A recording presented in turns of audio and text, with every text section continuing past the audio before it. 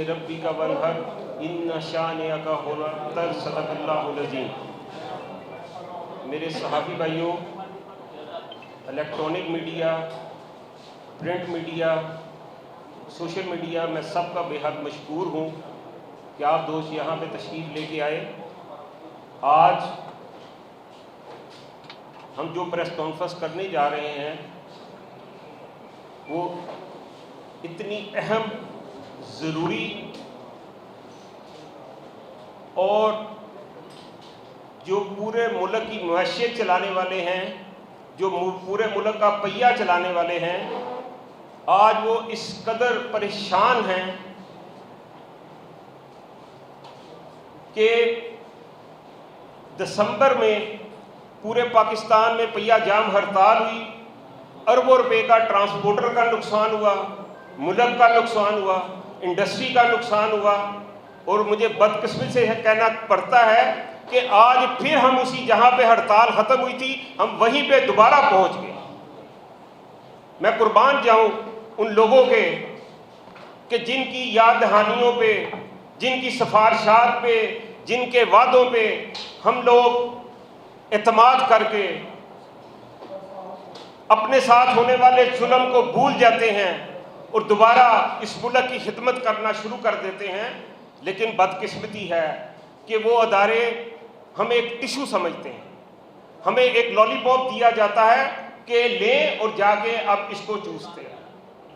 खुदा के लिए इस मुल्क पे रहम करें, इस अवाम पे रहम करें, इस कारोबारी तबके पे रहम करें। आज यहाँ पे all Pakistan goods transport association का मैं मरकज़ी सदर नबील महमूद आपसे मुखातिब हूँ। मेरे साथ हमारे चेयरमैन कौंसल के all Pakistan goods carrier council के चौधरी मोहसन साहब मौजूद हैं। मेरे साथ अवैस साहब Pakistan owner goods transport owner association Sahiwal से वो तशरीफ़ लेके आए हैं। चौधरी खालिद राई साहब सरगोदा से तशरीफ़ लेके आए हैं। जावेद भट्ट साहब ड्राइवर ओनर एसोसिएशन के प्रेसिडेंट हैं। राना बाबर साहब ये गुजरावाला यूनियन से तशरीफ़ लेके आए हैं। वकार अहमद साहब जो पेटमा Pakistan trader and manufacturing alliance, ये ताजरों की एक पूरे लाहौर की तंजीम है, आज ताजर भी हमारे साथ शामिल हैं। मियाँ अरशद साहब ये चेयरमैन है गाजी रोड ताजरों के। राना रमज़ान साहब ये प्रेसिडेंट है गाजी रोड के। हमायूं खान साहब ये DHA के प्रेसिडेंट हैं ताजरों के। हाजी नूर मोहम्मद शावानी साहब ये बलूचिस्तान से हैं। हाजी वहीद साहब पेशावर से। ये तमाम दोस्त यहाँ पे इस वक्त हमारे साथ आज की इस प्रेस कॉन्फ्रेंस में शामिल हैं। हमारा चार्ट ऑफ डिमांड, जो कि मेरा ख्याल है सहाफ़ी भी हमें मजाक करते हैं कि जनाब ये तो फिर वही चार्ट ऑफ डिमांड आपका वापस आ गया। लम्हा फिक्री है, हमने इस मुल्क का पहिया चलाना है या कारोबार को तबाह बर्बाद करना है? हमने कारोबार बंद करने हैं, लोगों का रोजगार छीनना है, हमने क्या करना है? आज देखें ये जो वफाक के मैं आपके सामने अपने चार्ट ऑफ डिमांड रखने लगा हूं, डीजल प्राइस जो पहले सालाना थी, 6 माह पे हुई, 3 माह पे हुई, 1 माह पे हुई, 8 दिन पे आई, अब आके 1 दिन पे आ गई। अब मुझे बताएं कि क्या हम इतना मजबूत मुल्क हैं, हमारी माशियत इतनी मजबूत है कि हम डेली बेसिस पे रेट निकालें और डेली बेसिस पे हम अपनी ट्रांसपोर्ट को चला सकते हैं? मैं यहाँ से निकलता हूँ 100 रुपये लीटर फर्ज करें डीजल की प्राइस है। जब मैं कराची 8 दिन में आना जाना करता हूँ 60-70 रुपये का इजाफा हो जाता है और मैं 25-30-40 हज़ार रुपये नुकसान कर रहा हूँ। आप बताएं कि मैं क्या अपना कारोबार जारी रख सकता हूँ? मैं पहिया चला सकता हूँ? मैं गाड़ियाँ चला सकता हूँ? मैं कारोबार कर सकता हूँ? नहीं, हमने कारोबार बंद करने हैं, कर दिए हैं। गाड़ियाँ खड़ी हो गई हैं। इस वक्त 50-60% पहिया जाम हो चुका है, लोग नहीं काम कर रहे। कैसे करें? मुझे बताएं कि हम दिन रात मेहनत करके अगर नुकसान करना है, गवर्नमेंट को टैक्स ही देने हैं, तो उससे बेहतर है कि हम अपना कारोबार ही बंद कर दें। नंबर 2 पे कस्टम एक्ट में SRO 1619। अब देखें कि अंग्रेजों के दौर का कानून चलता आ रहा है, कस्टम एक्ट वही चलता आ रहा है।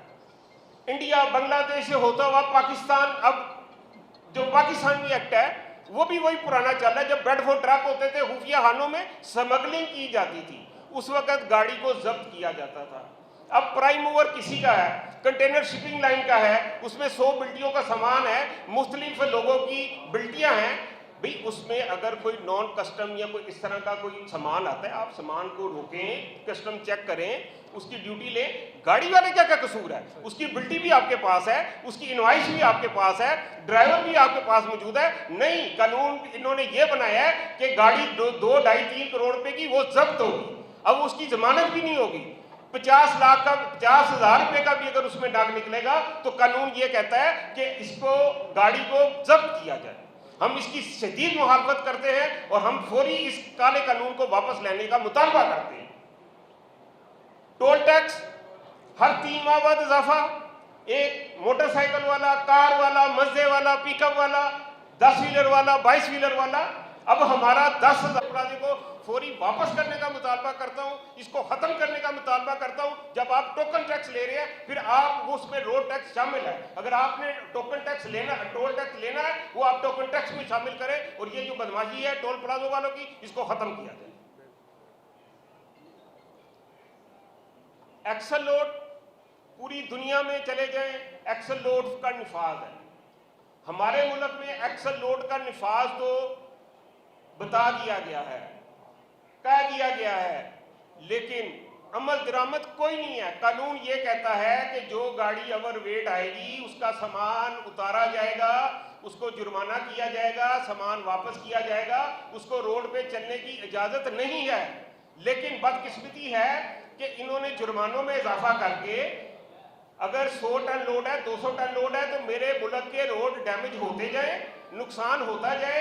इनकी मनी भगत से कुछ ऐसे माफिया है जो कि हमारे मुल्क का भी नुकसान कर रहा है, गवर्नमेंट का भी नुकसान कर रहा है और ट्रांसपोर्टरों का भी नुकसान कर रहा है। हम उन दोनों की मुखालफत करते हैं, उन दोनों का हम जो है ना कसूरवार ठहराते हैं और इसके ऊपर 100% इम्प्लीमेंट होना चाहिए।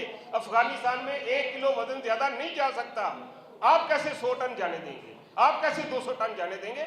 आप सामान वहीं पे उतारेंगे। और जो हमारा कानून कहता है, जो कहता है, उसमें 100% इम्प्लीमेंट हम चाहते हैं और इसके ऊपर इम्प्लीमेंट हम इंशाल्लाह करवा के रहेंगे। न सिर्फ हम अपनी जात के लिए नहीं कह रहे, हम अपने मुल्क के लिए भी कह रहे हैं। अरबों रुपए हमारे कंधों पे डाले जाते हैं, जिसकी मेंटेनेंस है वो हमसे निकाली जाती है, हम इसकी शदीद मजम्मत करते हैं। उसके बाद विद होल्डिंग टैक्स है। एक मुल्क में 2 कानून चल रहे हैं। ऑयल टैंकर है, वो लिक्विड कर रहा है ट्रांसपोर्ट, और एक ड्राई है जो कि कंटेनराइज मूवमेंट है। जो विद होल्डिंग टैक्स है वो ऑयल टैंकर पे 2.5% है, 2%, और जो हम लोग हैं जो गुड्स और ड्राई का काम कर रहे हैं उन पे 7% कर दिया गया है। इसको 2% पे लेके आए। ये 2 कानून पाकिस्तान में नहीं चलेंगे। आप इसको 2% है और गवर्नमेंट का इस पे लगता क्या है? मुझे ये बताएं ना कि गवर्नमेंट जो, अगर फर्ज करें कराची से गाड़ी निकलती है, ला के पीछे 7,000 पे, आप किस चीज का हमसे वसूल कर रहे हैं? किस चीज के आप हमसे ले रहे हैं? आपकी कोई इन्वेस्टमेंट है आपका? अब जब टोकन टैक्स है, रूट टैक्स है, टोल टैक्स है, इतने टैक्स है, ये कौन सा टैक्स है? ये सारा आप सहाफियों पे, ताजरों पे, हम ट्रांसपोर्टरों पे ये क्यों बोझ डाला जाता है? यार इस मुल्क का पहिया चलने दे, इस मुल्क का निजाम चलना दे। आपने कारोबारी तबके को इतना परेशान कर दिया है कि हर जिसको आप जाके पूछेंगे, यकीन करें, आंसुओं से रोता है। जो कल मालिक था आज वो मुलाजमत कर रहा है। यार हम किस तरफ जा रहे हैं? ये हमारे वफाक के मसले थे। अब मैं आता हूँ हमारे पंजाब के जो मसले थे, जो कि हमारी मीटिंग हुई थी मरियम और साहबा से, जो हमारी सीनियर वजीर भी हैं, बिलाल अकबर साहब थे और बाकी ब्यूरोक्रेसी थी। आज फिर वही मसाइल लेके हम दोबारा आपके पास हाजिर हो गए। ये तो मैं समझता हूँ कि आप लोग भी सुन के तंग आ गए होंगे कि यार ये मसले आपके। अब देखें, हम रियासत, हम इस मुल्क के वासी हैं, हमने इस मुल्क के साथ रहना है, हमने इसी पे चलना है, यहीं पे जीते हैं, यहीं पे मरना है।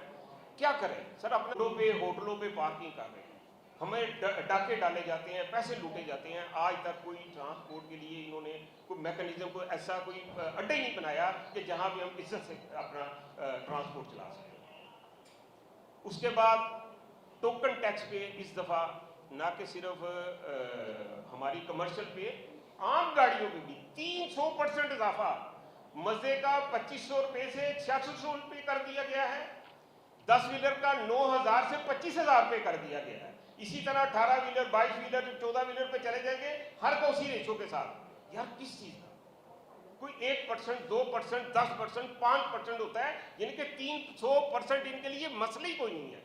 इस वक्त जो मुआशी कत्ल हो रहे हैं, इस वक्त जो कारोबार के हालात हैं, इस वक्त जो जंगों की वजह से पूरी दुनिया मुतासर है, यार कुछ तो टाइम निकाल लें, कुछ तो आवाम को रिलीफ दे दें और कुछ तो बिजनेसमैन को रिलीफ दे दें जो वो अपना कारोबार चला सके। जब आप इस तरह के बोझ ढालेंगे, भैया कैसे चलेगा कारोबार, कैसे चलेंगे, निजाम कैसे चलेगा। इसी तरह पीरा फोर्स है, पीरा फोर्स, इस जो ताजर भाई मेरे पास बैठे हैं, ट्रांसपोर्टर बैठे हैं, ऐसे आके वो हमारे साथ कर रहे हैं जैसे किसी दूसरी रियासत से आके तो दूसरे लोग आके उस रियासत के साथ जुल्म करते हैं, आपको दुकान से उठाते हैं, गिरबान से पकड़ते हैं। जिसने सारी जिंदगी हवालात नहीं देखा उसको हवालात में डाला जाता है। और भाई पहले अपने मुल्क के सिस्टम को ठीक करो, पहले अपने रोड बेहतर करें, पहले ये दुनिया में कानून बने हैं, 10-10 साल लगे उस पर इम्प्लीमेंट पे, आप उनको इख्तियार देते हैं, फिर उसमें क्या होता है कि जनाब एक हरासमेंट शुरू हो जाती है। लोग खौफ की वजह से, अब यंग जनरेशन यकीन करे कि कारोबार करने को तैयार नहीं है। वो कहते हैं खुदा के लिए पापा हमने यहाँ पे काम नहीं करना। ऐसे ऐसे लोगों को हमने चैम्बर ऑफ कॉमर्स में सुना है कि वो आंसुओं से रोए हैं कि यहाँ से आगे एक लिबर्टी मार्केट के ताजर को उठा के तो डाले में डाल के उसके बेटे को ले जाया गया और वो क्या मास्टर करके आया बच्चा इंग्लैंड से। यार ये वाले हालात। इसी तरह कॉर्पोरेशन है, हमारे साथ तय है कि शहर के अंदर हमारे पास जगह नहीं है, हमें नया ट्रक स्टैंड दे दें, येलो लाइन के अंदर हम काम कर रहे हैं। लेकिन बदकिस्मती है कि जनाब वहाँ से सामान उठा के ले जाएंगे, 3-3 माह उसको वापस भी करेंगे, चक्कर लगा लगा के हम थक जाते हैं। उसके बाद जो दिल करे उनका वो पैसे हमसे लें, जो दिल करे वो हमें जुर्माना करें, कोई पूछने वाला नहीं।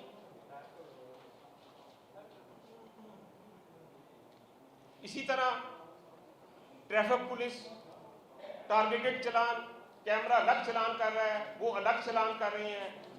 हाईवे पुलिस है वो अलग चलान कर रही है, रिंग रोड पुलिस है वो अलग चलान कर रही है। भाई वायलेशन पे करें। 24 घंटे में एक चलान होता था, अब 24 घंटे में 3-3, 4-4 चलान हमारे पास आ रहे हैं।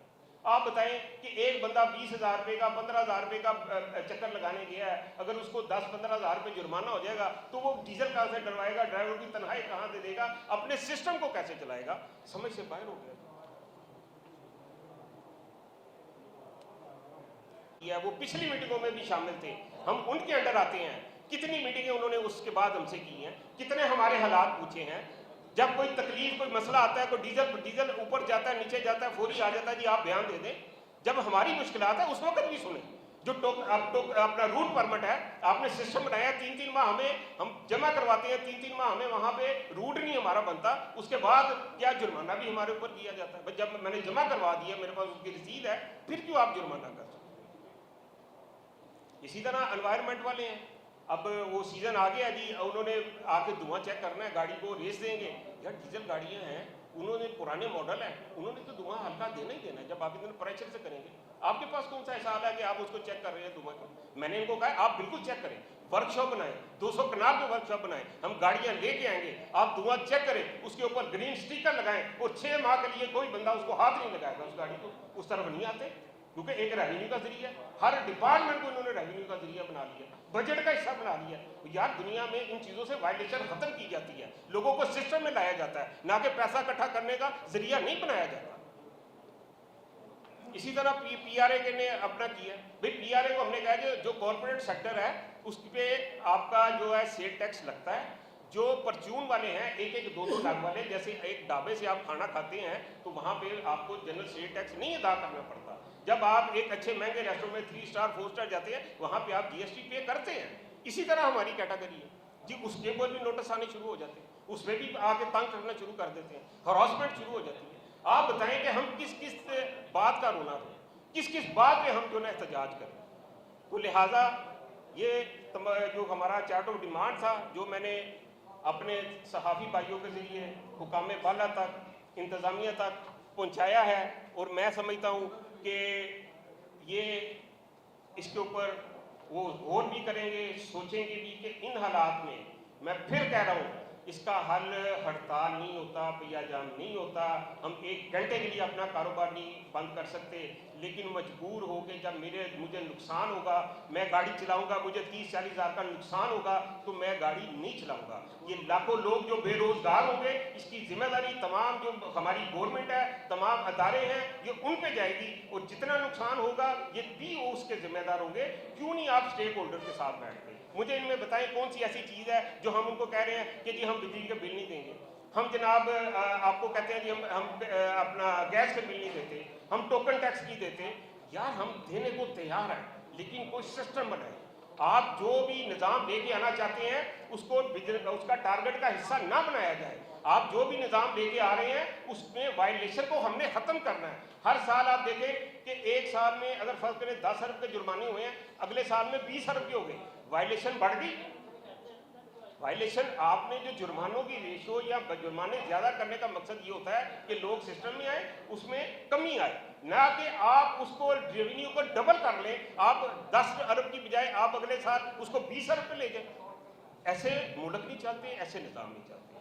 तो अभी क्योंकि 8 तारीख को all Pakistan goods transporter Ittehad Karachi से कॉल दी गई है पहिया जाम की, हम उसकी तायीद करते हैं कि जो उन्होंने कॉल वहां से दी है, Pakistan goods transporter association as a मरकजी सदर और पूरे पंजाब की जो क़यादत के मौजूदगी में, अपने ताजर भाइयों की मौजूदगी में हम इस हड़ताल की तायीद करते हैं। और अगर गवर्नमेंट ने इनके जायज़ मुतालबात तस्लीम ना किए तो पीर वाले दिन हम अपना दोबारा प्रेस कॉन्फ्रेंस करके हम भी इसका हिस्सा बनेंगे और अपना अनाउंस करेंगे, और पूरा पंजाब, पूरा पाकिस्तान उसके साथ जाम होगा, बंद होगा।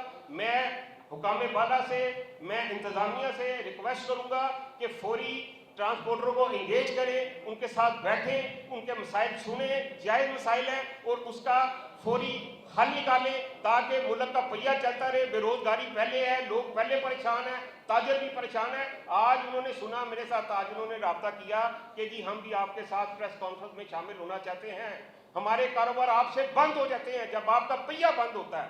हम सिर्फ 2 दिन का इस वजह से टाइम ले रहे हैं कि क्योंकि आगे जो गाड़ियां निकली हैं, जो सामान आना है, हमें फिर भी दर्द है अपने दोस्त लोगों का, अपनी अवाम का, अपने कारोबारी तबके का। क्योंकि ये लाहौर से या जो छोटे शहरों से, बड़े शहरों से, छोटे शहरों में, छोटे सूबों में, देहातों में जो सामान जाता है वो एक ऑक्सीजन है। अगर वो सप्लाई उनकी रुकेगी, वहां पे शॉर्टेज होगी, सामान नहीं, हमारे दिल फिर भी अल्लाह ने हौसला दिया है। वरना यकीन करें कि हमारा भी दिल यही है कि हम भी 8 तारीख से ही पहिया जाम हड़ताल करें, लेकिन सिर्फ जो सामान निकले हैं वो पहुंच जाए, ताकि पीर वाले दिन हम अपना अगला जो है लायामल करके इंशाल्लाह उसके साथ भरपूर शिरकत करेंगे। मैं इसके साथ ही आप भाइयों का शुक्रिया अदा करता हूँ, और मेरे हमारे चेयरमैन हैं all Pakistan goods career council के जनाब चौधरी मोहसन साहब, अब मैं इनसे गुजारिश करूँगा ये अपने ख्याल के साथ।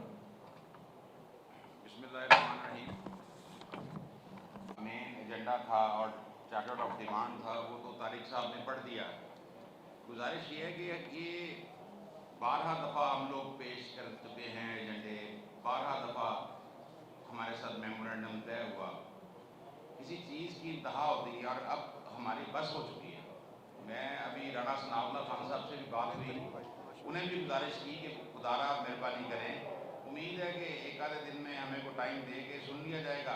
अगर सुन लेंगे तो बेहतरी है, नहीं सुनेंगे तो फिर हम अपना लाए अमल अगला तो पीर वाले दिन इंशाल्लाह ताला पूरे पाकिस्तान से हमारी जो जितनी भी गुड्स ट्रांसपोर्टर एसोसिएशंस हैं बाज़ाब्ता तौर पर यहाँ पे पहुँचेंगी, और उनके जो अहदेदारान हैं वो इंशाल्लाह ताला इसी प्रेस क्लब में अपना लाए अमल हम देंगे, और बिल्कुल पहिया जाम हम करेंगे, और उसमें कोई गुंजाइश नहीं होगी, बिल्कुल गुंजाइश नहीं हो गई। लिहाजा मैं रियासत को बतौर माँ आखिरी दफ़ा गुजारिश करता हूँ कि बराए मेहरबानी इसको संजीदगी से लिया जाए।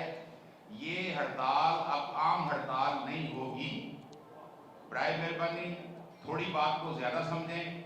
इंशाल्लाह ताला पीर वाले दिन नेक्स्ट अपना लाए अमल हम आपके सामने अनाउंस करेंगे, फिर अल्लाह खैर करेगा। में बंदे भी चलाए जा रहे हैं, क्यों? लॉ इन्फोर्समेंट एजेंसी एजेंसीज जो हैं इतनी हमारे मुल्क की तगड़ी हैं, क्यों इन पे काबू नहीं पाया जा रहा? हर तरफ आग ही आग है। कश्मीर को देख लें, पंजाब को देख लें, सबसे ज़्यादा बड़ा सूबा पंजाब है। बदबख्ती ये है कि हम लोग अगर कहते हैं कि एक्सल लोड नाफिज करो, तो बाकी सूबे जो हैं उन 300 टन गाड़ियां वजन डाल के आ रही हैं, कोई पूछने वाला नहीं। सारा रेवेन्यू, सारे टैक्सेस भी पंजाब दे और पंजाब के ही ट्रांसपोर्टरों को मारा जाए।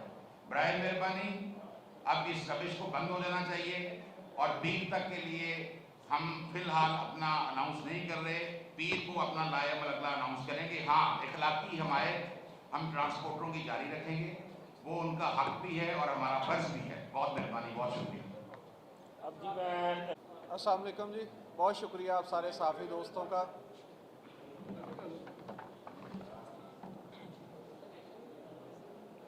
सबसे पहले तो मैं तारक नबील साहब का शुक्रिया अदा करूंगा, इनकी पूरी टीम का, चौधरी मोहसिन साहब का, कि उन्होंने हमारी जो हड़ताल की कॉल है 8 तारीख को ऑल पाकिस्तान गुड्स ट्रांसपोर्ट इत्तेहाद के फोरम से हम वो हड़ताल कर रहे हैं और उसमें हम पूरे पाकिस्तान से गाड़ियाँ जो हमारी यहाँ गाड़ी मालकाना ट्रांसपोर्टर्स हैं, हम वो गाड़ियाँ खड़ी कर रहे हैं।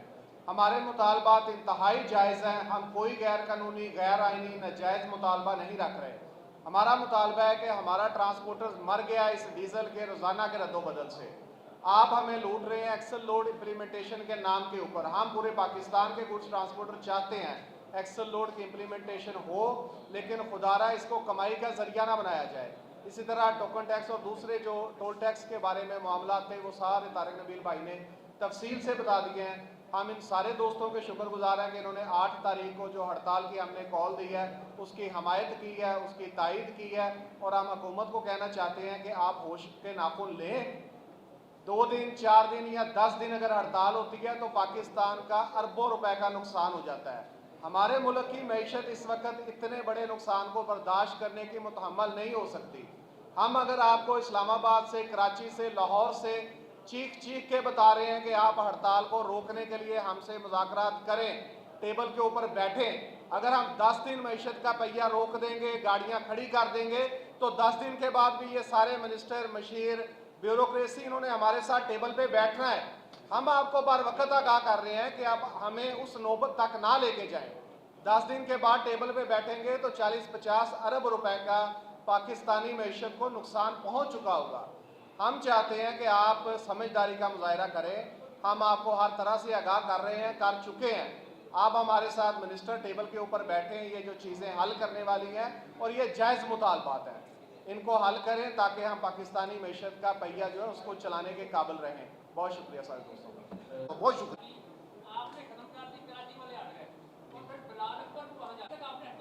देखिए, मैंने पहले अर्ज़ किया है कि हमारा जो सामान निकला है उसमें मेडिसिन है, उसमें अजनास है, उसमें ख़राब होने वाली आइटम है।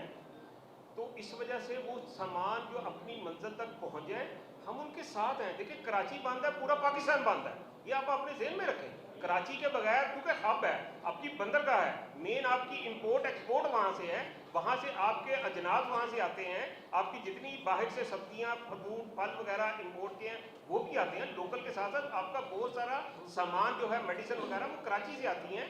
और इस वजह से, क्योंकि ये सिर्फ इतना टाइम हमने इस वजह से दी है, ठीक है, और इंशाल्लाह जैसे ही होगा हम शामिल हैं। आज का प्रेस कॉन्फ्रेंस करने का मकसद भी है।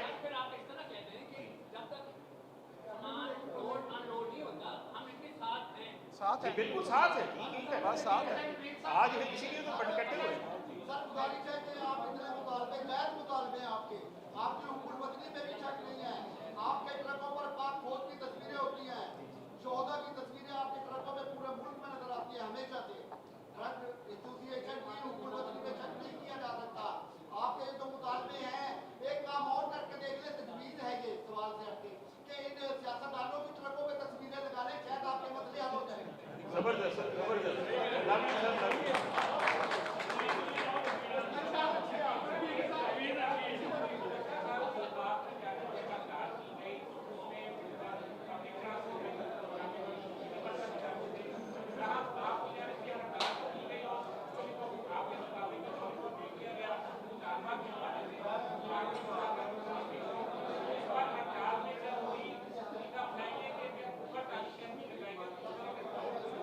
देखिए जी, ये तो डिपेंड करता है गवर्नमेंट के ऊपर, इंतजामिया के ऊपर। हमने देखें जितने लोग हैं, हमने यही कहा कि हमारे साथ बैठें, डायलॉग करें, और वो डायलॉग करें जिसका वो वजन हो, जिसकी आप अपने साइनों का, अपने एग्रीमेंट का, ये एक एग्रीमेंट एक अहद होता है, अगर आप तोड़ते हैं आप उसके अल्लाह के भी देनदार हैं और दुनिया में भी आप देनदार हैं। हम आपके उस एग्रीमेंट पे कोई, हम आम बंदे से एग्रीमेंट नहीं कर रहे जो मेरे मुल्क की रियासत को चला रहा है, जिनके पीछे हम लब्बैक कहते हैं, हम उनके साथ मुआहदा करते हैं। अगर वो अपना मुआहदा तोड़ते हैं तो फिर उसके कसूरवार वो है, वो जिम्मेदार हैं। आज फिर मैंने कहा कि हम उसी जिस दिन की हड़ताल 25 दिसंबर की खत्म हुई थी, आज फिर हम वहीं पे, अब ये इनकी नेग्लिजेंसी की वजह से, अदारों की नेग्लिजेंसी की वजह से हम नहीं कारोबार बंद करना चाहते भाईजान। हमें आपका एहसास नहीं है, हमें अपनी आवाम का एहसास नहीं है, हमें अपना भी एहसास है, अपने बच्चों का भी एहसास है। हमें एक घंटे के लिए अपना कारोबार, ट्रांसपोर्ट के बगैर आप बताएं मुल्क चलते हैं, सवाल ही पैदा नहीं होता। तो इस वजह से ये गवर्नमेंट से हमारी फिर वज़ीर आला साहब, वज़ीर आज़म साहब से, वज़ीर आला साहब से, फील्ड मार्शल साहब से कि आप खुदा के लिए हमारे जायज़ मुतालबात है, बैठे और इसको सीरियस तरीके से। अच्छा मीर साहब ये कहिएगा, जब ये नया निजाम आया तेल की कीमतों का, तो जो तेल की कंपनियां, जो मालकान हैं, उन्होंने अपनी निजात की कॉल दी, लेकिन अगले दिन हुकूमत के साथ मुज़ाकरात होते हैं और वो कॉल वापस हो जाती है। उस तंजीम के पास ऐसी कौन सी किताबी है जो आपके पास नहीं है? देखिए उनका देखिए पेट्रोल पंप का या डीलर एसोसिएशन का जो है ना, वो एक अलग मैकेनिज्म है। हमारा ट्रांसपोर्ट के पहिए के साथ है, पर किलोमीटर के साथ है, पर लीटर के साथ है, क्योंकि हम यहाँ से, मैंने कहा ना कि 8 दिन में कराची आने जाने का चक्कर है हमारा, तकरीबन 2600 किलोमीटर, 2500-2600 किलोमीटर आना जाना है। अगर मेरे आने जाने के दौरान मुझे डीजल में 60-70 रुपये का 8 दिन में फ़र्क पड़ता है, तो मेरा तो 25-30-40 हज़ार रुपया लॉस हो गया ना। तो मैं कैसे रोड पे चलूँगा? मेरा भैया नहीं चल सकता, भैया ये निज़ाम नहीं चल सकता, ये फेलियर है। मैं ये कहता हूँ आप बैठे, आप हमें 1 महीने के लिए अगर 100 रुपये आपको पता है और मैक्सिमम इसने 102 पे जाना है, आप 102 पे लॉक कर दें, हम आपके साथ हैं। हम वो नुकसान हम बर्दाश्त करेंगे, लेकिन मुझे पता है मैंने 1 महीने में ये वर्किंग करनी है, इंडस्ट्री को पता है मैंने ये वर्किंग करनी है, फिजिबिलिटी बनानी है, ताजर को पता है मैंने इतने का सामान भेजना है। ताजर को पूछे, वो नहीं सौदा कर सकता। अगर लोकल होली डाले, उसने 100 रुपया फ्रेट डाला है, 120 रुपये हो जाता है, जो 20 रुपये उसका प्रॉफिट है, 5 रुपये, वो 15 रुपये लॉस में चला जाता है। ये आपके साथ बैठे, ऐसे निज़ाम नहीं चलेगा, इसको 1 महीने पे लोग करना पड़ता।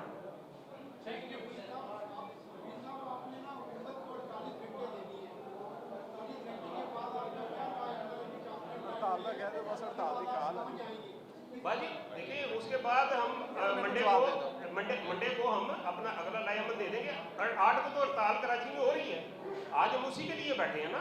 सिर्फ हमने ये जो आज 48 घंटे का टाइम लिया है, जो हमारे सामान निकले हुए हैं, जो हमारा परचून का अगर मसला होता है, गोदामों से सामान लोगों तक पहुंच जाए, चला जाए। देखिए हमारे पास जो ना एक 10 कार्टन अगर एक छोटे शहर में जाने हैं, उसके लिए 40 कंटेनर की हैसियत रखता है। अगर वहाँ पे सप्लाई नहीं पहुँचेगी, वहाँ पे शॉर्टेज हो जाएगी, सामान नहीं मिलेगा। हमें एहसास है, इनको एहसास नहीं है। हम इन चीज़ों को मद्देनजर रखते हुए जो ना इसका मैकेनिज्म बनाते हैं। एक सवाल है कि जब ये हालात का बात कर रहे हैं, जो पंप की हुई थी रात को, उन्होंने कहा था पेट्रोल नहीं बढ़ाएंगे, उसी रात उन्होंने उसको तोड़ दिया था और वो लोग चैम्बर में नहीं आए थे, तो तकरीब जब के साथ। और ऐसा क्या फिक्र है कि आप कहते हैं कि हम रूलिंग बात करेंगे, मुमकिन है कि नहीं गवर्नमेंट मानेगी, फिर आप क्या करती है कि नहीं मानना गवर्नमेंट ने, क्या रही है? मैं ये कह रहा हूँ, कहा था आपने कहा बैठ के नहीं बात। देखिए वो कह रहे हैं कि कान इधर से पकड़ने, इधर से पकड़ने, मेरी बात आप फॉलो करें। मैंने यही उनको कहा है कि जो सामान निकले हैं कराची से, ठीक है ना, उसको तकरीबन 4 दिन लगते हैं, वो यहाँ पे पहुँच जाएंगे, हमारे गोदामों में आएंगे, वो डिलीवरियाँ हो जाएंगी, चले जाएंगे। उसके बाद पीर से, हाँ जी, पीर को हम दोबारा जो ना आपके सामने